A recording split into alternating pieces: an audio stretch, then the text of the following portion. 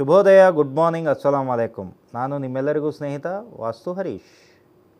ತಾರೀಕು 10/6/2016 ಶುಕ್ರವಾರ. ದಿನಸಂಖ್ಯೆ 1, ವಾಸ್ತು ಸಂಖ್ಯೆ 7.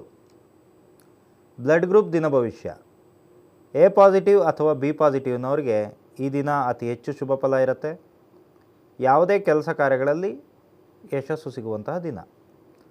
ಓ ಪಾಸಿಟಿವ್ ಅಥವಾ ಎ ಬಿ ಪಾಸಿಟಿವ್ನವ್ರಿಗೆ ಸಾಧಾರಣವಾದಂಥ ಶುಭ ಫಲ ಇರುತ್ತೆ. ಯಾವುದೇ ಕೆಲಸ ಕಾರ್ಯಗಳಲ್ಲಿ ಮುನ್ನೆಚ್ಚರಿಕೆ ಅಗತ್ಯ. ಯಾವುದೇ ಮುಖ್ಯವಾದ ನಿರ್ಧಾರಗಳು ಬೇಡ.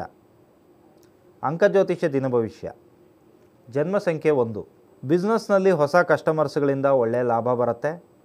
ಯಾವುದೇ ಥರದ ಡಿಸಿಷನ್ಸ್ನ ಧೈರ್ಯವಾಗಿ ತಗೊಳ್ಳಿ. ಹೊಸ ಕನೆಕ್ಷನ್ಸ್ ತಗೊಳ್ಳೋದಕ್ಕೆ ಒಳ್ಳೆಯ ದಿನ. ನಿರೀಕ್ಷೆ ಮಾಡದೇ ಇರುವಂಥ ಒಬ್ಬ ವ್ಯಕ್ತಿಯನ್ನು ಇವತ್ತು ಪರಿಚಯ ಮಾಡ್ಕೋತೀರ. ಜನ್ಮ ಸಂಖ್ಯೆ 2. ಡ್ಯುಯಲ್ ಮೈಂಡೆಡ್ ನಿರ್ಧಾರ ತಗೊಂಡು ಕೆಲಸ ಕಾರ್ಯಗಳನ್ನು ಎಡವಟ್ಟು ಮಾಡ್ಕೊತೀರ.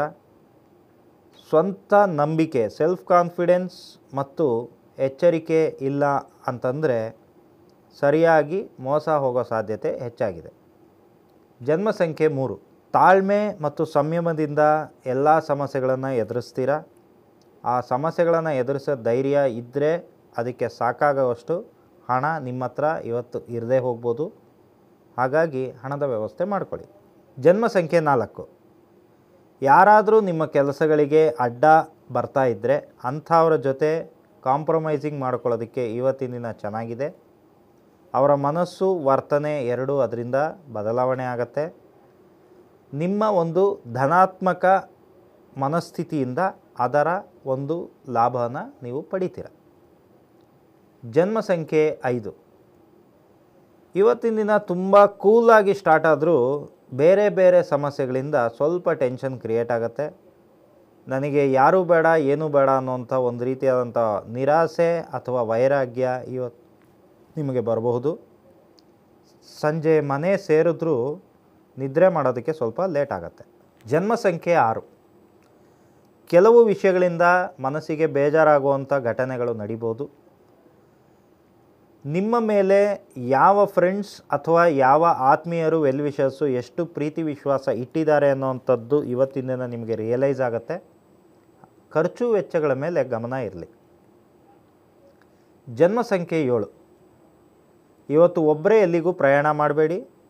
ಆದಷ್ಟು ಫ್ರೆಂಡ್ಸ್ ಜೊತೆ ಅಥವಾ ಗುಂಪಿನಲ್ಲಿ ಇರೋದಕ್ಕೆ ಪ್ರಯತ್ನ ಮಾಡಿ. ಆರೋಗ್ಯ ಸುಧಾರಿಸೋದಕ್ಕೆ ಒಂದು ಸ್ವಲ್ಪ ಟೈಮ್ ತಗೊಳುತ್ತೆ. ಯಾವುದಾದರೂ ಒಂದು ಅಪಶಕುನದ ಸುದ್ದಿ ಈ ದಿನ ನೀವು ಕೇಳಬೇಕಾಗ್ಬೋದು. ಜನ್ಮ ಸಂಖ್ಯೆ 8. ನಿಮ್ಮ ಅಭಿಪ್ರಾಯಗಳಿಗೆ ಇನ್ನಿಲ್ಲದಷ್ಟು ಮಾನ್ಯತೆ ಸಿಗತ್ತೆ. ಯಾವುದೇ ಕೆಲಸಗಳು ಅಚ್ಚುಕಟ್ಟಾಗಿ ಮುಗಿಯುತ್ತೆ. ಮನೆಗೆ ರಿಲೇಟಿವ್ಸ್ ಬರೋದರಿಂದ ಸಂತಸದ ವಾತಾವರಣ ಇರುತ್ತೆ.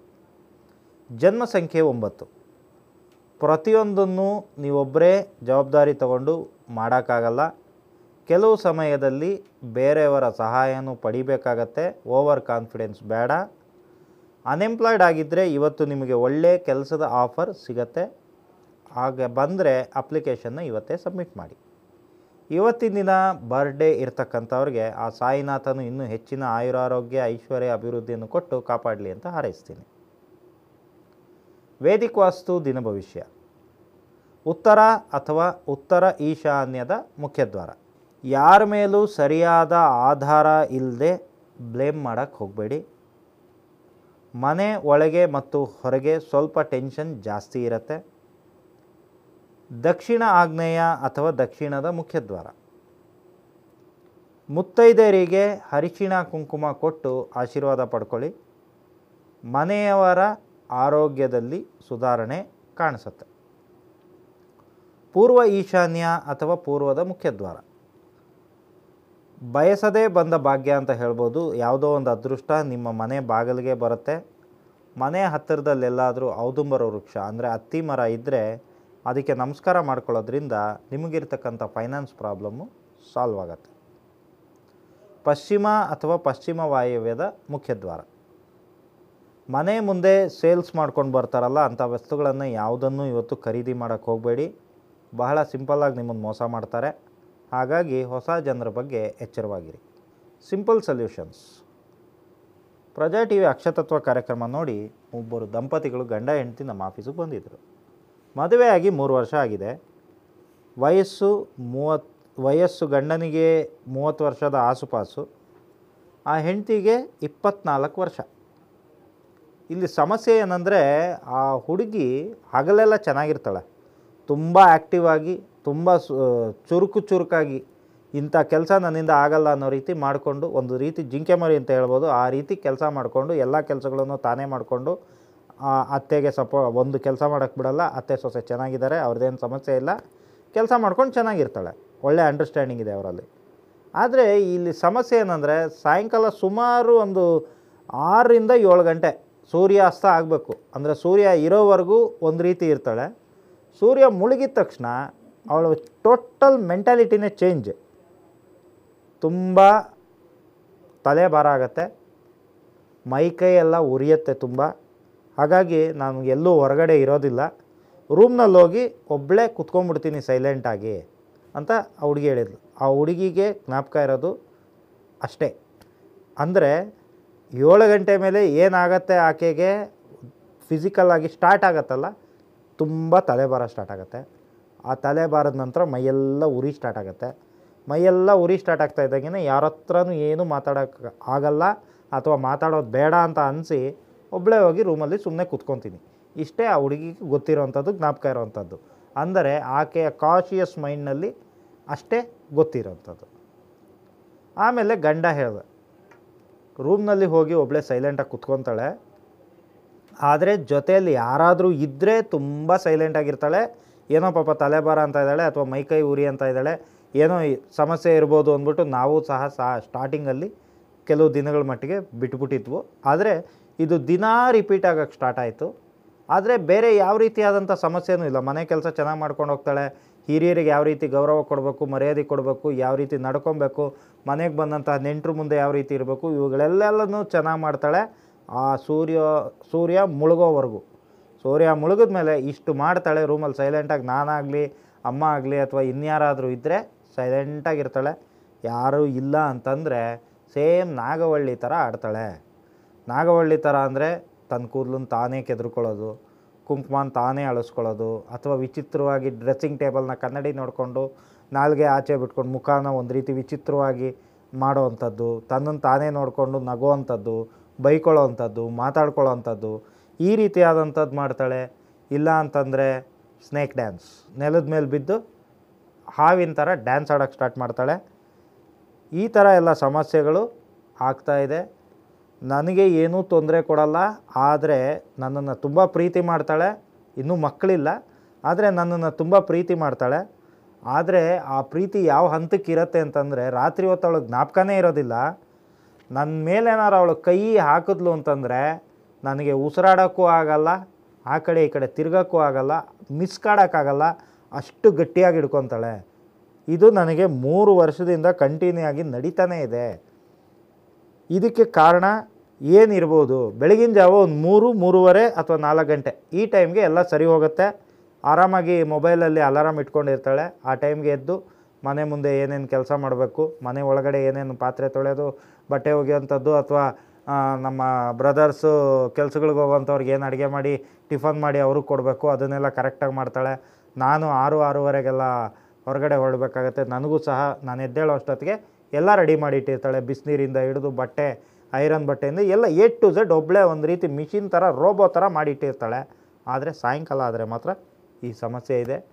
ಏನು ಮಾಡಬೇಕು? ಇದಕ್ಕೆ ಕಾರಣ ಏನಿರ್ಬೋದು? ಇದಕ್ಕೆ ಮನೆಯ ವಾಸ್ತು ಸಮಸ್ಯೆನಾ, ಅಥವಾ ಇವಳ ಏನಾದರೂ ಜಾತಕದಲ್ಲಿ ಸಮಸ್ಯೆ ಇದೆಯಾ, ಅಥವಾ ಬೇರೆ ಏನಾದ್ರು ಪ್ಯಾರಾನಾರ್ಮಲ್ ವೈಬ್ರೇಷನ್ಸ್ನ ಸಮಸ್ಯೆ ಇದೆಯಾ ಅಂತ ಕೇಳಿಕೊಂಡು ಬಂದಿದ್ದರು. ಆ ಹುಡುಗಿ ಕೈಗೆ ನಾನೊಂದು ಪೆಂಡ್ಯುಲಮ್ನ ಕೊಟ್ಟೆ. ಪೆಂಡ್ಯುಲಮ್ನ ಕೊಟ್ಟು ಈ ರೇಖಿ ಸಿಸ್ಟಮಲ್ಲಿ ಕೆಲವೊಂದು ಮೈಂಡ್ ಕಂಟ್ರೋಲ್ ತೊಗೊಳೋದಕ್ಕೆ ಅಂತ ಕೆಲವೊಂದು ಟ್ರೀಟ್ಮೆಂಟ್ನ ಅಥವಾ ಒಂದು ಟೆಕ್ನಿಕ್ನ ಹೇಳ್ಕೊಡೋವಂಥದ್ದನ್ನು ಕೆಲವು ರೇಖಿ ಮಾಸ್ಟರ್ಸ್ ಮಾಡ್ತಾರೆ. ಖಂಡಿತವಾಗ್ಲೂ ಅದು ಒಳ್ಳೆಯ ಕೆಲಸ. ಅದನ್ನು ಮಾಡೋದ್ರಿಂದಲೂ ಸಹ ನಮ್ಮ ಮೈಂಡ್ ಕಂಟ್ರೋಲ್ ಅಥವಾ ಬೇರೆ ರೀತಿಯಾದಂಥ ಡೆವಲಪ್ಮೆಂಟ್ಸ್ ನಮಗಾಗತ್ತೆ.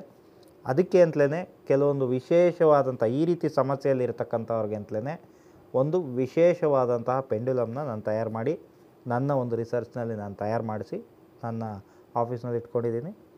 ಆ ಹುಡುಗಿ ಕೈಗೆ ಆ ಪೆಂಡ್ಯುಲಮ್ನ ಕೊಟ್ಟು, ನೀನು ಈ ಕಣ್ಣು ಮುಚ್ಕೊಂಡು ಈ ಪೆಂಡ್ಯುಲಮ್ನ ಹಿಡ್ಕೊಮ್ಮ, ಏನು ಒಂಚೂರು ನಿನ್ನ ಕೈ ಶೇಕ್ ಮಾಡಬೇಡ ಅಂದ್ಬಿಟ್ಟು ಕೈನ ಬ್ಯಾಲೆನ್ಸಿಂಗ್ ಮಾಡಿಸಿ ಆ ಕೈನ ಇಟ್ಕೊಂಡಾಗ ಆ ಪೆಂಡ್ಯುಲಮ್ಮು ಒಂದು ರೀತಿ ಫ್ಯಾನ್ ತಿರುಗ್ದಂಗೆ ರಿವರ್ಸ್ ಗೇರಲ್ಲಿ ಆ್ಯಂಟಿ ಕ್ಲಾಕ್ ವೈಸ್ ತಿರುಗೋದಕ್ಕೆ ಸ್ಟಾರ್ಟ್ ಆಯಿತು.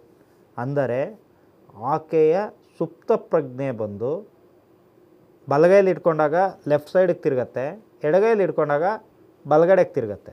ಅಂದರೆ ಆಕೆಯ ಸಬ್ಕಾನ್ಷಿಯಸ್ ಮೈಂಡು ಆ್ಯಕ್ಟಿವ್ ಆಗಿದೆ, ಕಾನ್ಷಿಯಸ್ ಮೈಂಡು ಬ್ಲಾಕೇಜ್ ಆಗಿದೆ. ಎಷ್ಟೊತ್ತಿನಲ್ಲಿ? ಹಗಲೊತ್ತಿನಲ್ಲಿ. ಅದೇ ಸಂಜೆ ಹೊತ್ತಿನಲ್ಲಿ ಸಬ್ಕಾನ್ಷಿಯಸ್ ಮೈಂಡ್ ಆ್ಯಕ್ಟಿವ್ ಆಗುತ್ತೆ, ಕಾನ್ಷಿಯಸ್ ಮೈಂಡು ಬ್ಲ್ಯಾಂಕ್ ಆಗುತ್ತೆ. ಇದು ಯಾವ ರೀತಿ ಆಗುತ್ತೆ ಅನ್ನೋಂಥದ್ದು ನನಗೆ ಗೊತ್ತಿರತಕ್ಕಂತಹ ವಿದ್ಯೆಯಿಂದ, ನಾನು ಕಲ್ತಿರ್ತಕ್ಕಂಥ ಕೆಲವೊಂದು ಟೆಕ್ನಿಕ್ಗಳಿಂದ ನಾನು ಅದನ್ನು ಮಾಡಿದಾಗ ನನಗೆ ಗೊತ್ತಾದಂಥದ್ದು, ಆಕೆ ಸಬ್ಕಾನ್ಷಿಯಸ್ ಮೈಂಡ್ನಲ್ಲಿ ಕೆಲವೊಂದು ಮೆಮೊರಿ ಬ್ಲಾಕೇಜು ಆಗಿರ್ತಕ್ಕಂಥದ್ದು. ಆ ಮೆಮೊರಿ ಬ್ಲಾಕೇಜು ಈ ರೀತಿಯಾದಂತಹ ಕೆಲವೊಂದು ಸಮಸ್ಯೆಗಳನ್ನು ಕ್ರಿಯೇಟ್ ಮಾಡ್ತಾ ಇದೆ. ಆ ಮೆಮೊರಿ ಬ್ಲಾಕೇಜ್ ಆಗೋದಕ್ಕೆ ಕಾರಣ ಏನು ಅಂತಂದರೆ, ಆಕೆ ಬೆಳೆದಂತಹ ವಾತಾವರಣ ಮತ್ತು ಆಕೆ ಜಾತಕದಲ್ಲಿ ಇರ್ತಕ್ಕಂಥ ಕೆಲವೊಂದು ಸಮಸ್ಯೆಗಳು ಎಲ್ಲನೂ ಒಂದಕ್ಕೊಂದು ಇಂಟರ್ಲಿಂಕ್. ಇವಾಗ ಒಂದು ಟೈರ್ ಪಂಚರ್ ಆಗಬೇಕಂತಂದರೆ ರಸ್ತೆ ಕಾರಣ ಆಗಿರಲ್ಲ, ಅದರಲ್ಲಿರೋ ಮಳೆಗಳು ಕಾರಣ ಆಗಿರಲ್ಲ, ಪ್ರತಿಯೊಂದು ಸಹ. ಆ ಮಳೆ ಮೇಲೆ ನಾವು ಯಾಕೆ ಹತ್ತಿಸ್ಬೇಕಾಗಿತ್ತು? ಆ ಮಳೆನ ಬಿಟ್ಟು ನಾವು ಹೋಗ್ಬೋದಿತ್ತಲ್ವ? ಈ ರೀತಿಯಾದಂಥದ್ದು ಕೆಲವೊಂದು ಇಲ್ಲಾಜಿಕಲ್ ಪ್ರಶ್ನೆಗಳನ್ನು ಸಹ ನಾವು ಇದು ಮಾಡ್ಕೊಬೇಕಾಗತ್ತೆ. ಈ ಒಂದು ಹುಡುಗಿ ಸಮಸ್ಯೆಗೆ ಆ ಪೆಂಡ್ಯುಲಮ್ನ ಕೊಟ್ಟು ಕೆಲವೊಂದು RFI ನನ್ನ ಹತ್ರ ಇರ್ತಕ್ಕಂಥ ಡಿವೈಸಲ್ಲಿ ನಾನು ಚೆಕ್ ಮಾಡಿದಾಗ ಆಕೆಯ ಮೈಂಡ್ ಬ್ಲಾಕೇಜ್ ಅಂದರೆ ಆಜ್ಞಾ ಚಕ್ರಕ್ಕೆ ಒಂದು low frequency radio active telepathy rays ಅಂತ ಹೇಳ್ತೀವಿ. ಆ low frequency radio active telepathy microwaves ಏನಿದೆ ಅದು ಬಂದು ಆಕೆಗೆ ಮೆಸೇಜ್ ಥರ ಬರ್ತಾಯಿದೆ. ಬಹುಶಃ ನಮ್ಮ ಕಾಲದಲ್ಲಿ ಅಂದರೆ ಒಂದು 40-50 ವರ್ಷ ಆಗಿರ್ತಕ್ಕಂಥವ್ರ ಹಿಂದೆ ಒಂದು ಪಿಕ್ಚರ್ ಬಂದಿತ್ತು, ತುಳಸಿ ದಳ ಅಂತ. ಕಾಶ್ಮೋರ ಅಂತಕ್ಕಂಥ ಒಂದು ಕ್ಷುದ್ರ ಶಕ್ತಿಯ ಬಗ್ಗೆ ಒಂದು ಕನ್ನಡ ತೆಲುಗಲ್ಲೂ ಬಂದಿತ್ತು. ಅದರಲ್ಲಿ ಈ ಒಂದು ಕೆಲವೊಂದು ಶಕ್ತಿಗಳ ಬಗ್ಗೆ ತೋರಿಸಿದ್ದಾರೆ. ಅದರಲ್ಲಿ ಕೆಲವೊಂದು ರೇಡಿಯೋ ಆ್ಯಕ್ಟಿವ್ ಸಿಗ್ನಲ್ಸ್ ಬಂದು ನಮ್ಮ ಕಿವಿಯ ಹಿಂಭಾಗದಲ್ಲಿರ್ತಕ್ಕಂಥ ನರಕ್ಕೆ ಅದು ಕನೆಕ್ಟಿಂಗ್ ತೊಗೊಳುತ್ತೆ. ಅದು ನಮ್ಮ ಆಜ್ಞಾ ಚಕ್ರ ಮತ್ತು ಮೂಲಾಧಾರ ಚಕ್ರ ಎರಡನ್ನೂ ಬ್ಲಾಕ್ ಮಾಡುತ್ತೆ. ಆ ಸಮಯದಲ್ಲಿ, ಆ ಸಿಗ್ನಲ್ಸ್ ಬಂದಂಥ ಸಮಯದಲ್ಲಿ ನಾವು ಏನು ಮಾಡ್ತೀವಿ ಅನ್ನೋಂಥದ್ದು ನಮಗೆ ಪ್ರಜ್ಞೆನೇ ಇರೋದಿಲ್ಲ. ಆ ಹಂತಕ್ಕೆ ನಮ್ಮನ್ನು ಕರ್ಕೊಂಡೋಗಿ ಬಿಟ್ಬಿಟ್ಟಿರತ್ತೆ. ಇದನ್ನೇ ವಾಮಾಚಾರ ವಶೀಕರಣ ಅಂತ ಹೇಳೋವಂಥದ್ದು. ಇದಕ್ಕೆ ಪರಿಹಾರ ತುಂಬ ಸುಲಭ ಇರುತ್ತೆ. ಅದನ್ನು ನಾನು ಆಫೀಸಿಗೆ ಬಂದರೆ ಅಷ್ಟೇ ಹೇಳ್ಬೋದು, ಆಗ ಫೋನ್ನಲ್ಲಿ ಹೇಳಲಿಕ್ಕಾಗಲ್ಲ. ಸೊ ಈ ರೀತಿಯಾದಂಥ ಕೆಲವೊಂದು ವಿಚಿತ್ರ ಸಮಸ್ಯೆಗಳಿಗೆ ಸುಲಭ ಪರಿಹಾರಗಳನ್ನು ಮತ್ತು ಅದಕ್ಕೆ ಕಾರಣಗಳನ್ನು ಹೇಳ್ತಾ ಹೋಗ್ತೀನಿ. ತಪ್ಪದೇ ನೋಡ್ತಾ ಇರಿ ಅಕ್ಷತತ್ವ.